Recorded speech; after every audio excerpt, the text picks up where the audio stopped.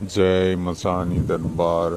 साधकों को आज भैरव जी की साधना और उनकी सिद्धि और उनके आशीर्वाद कैसे प्राप्त करते हैं, उसकी विधि और विधान मैं बताने जा रहा हूँ। तो भैरव जी की उत्पत्ति भगवान शिव जी से हुई थी और उनकी जो तिथि है काल भैरवाष्टमी, उस दिन आप अर्धरात्रि अगर आप इस साधना करेंगे तो सिर्फ एक ही दिन में आपको साधना की सिद्धि प्राप्त हो जाएगी।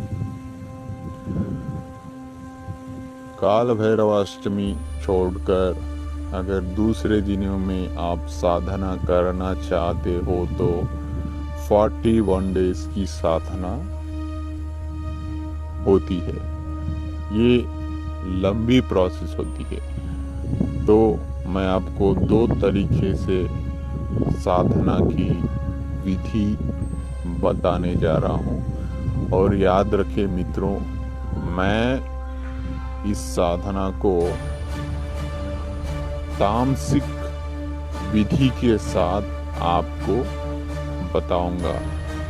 सात्विक विधि फिर दूसरे वीडियो में आपको बताऊंगा, क्योंकि समय तो लगेगा आपको सुनने में और समझने में। अगर आपको तामसिक और सात्विक तरीके से एक ही वीडियो में सुनना पड़ेगा तो आप लोग तो कंफ्यूज हो जाएंगे।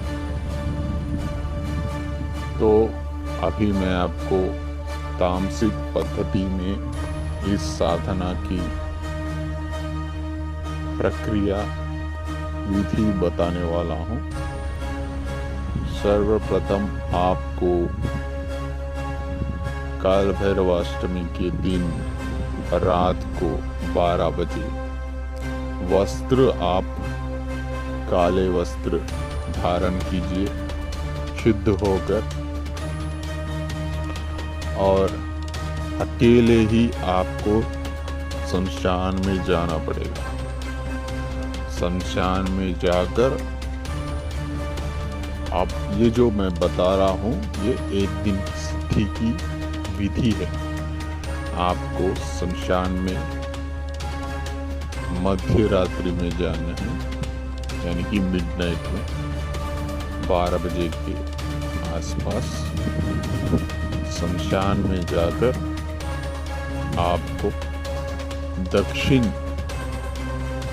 की तरफ आपको मुख करके बैठना पड़ेगा और आपके सामने एक त्रिभुजाकार त्रिभुवन कोण आपको हवन कुंड बनाना पड़ेगा। याद रखिए, इस हवन कुंड ये जो भी कार्य है सिर्फ आप अकेले ही जाइए और आप अकेले ही इस विधि और साधना कीजिए। ठीक है, आपको हवन कुंड बनाना है और हवन कुंड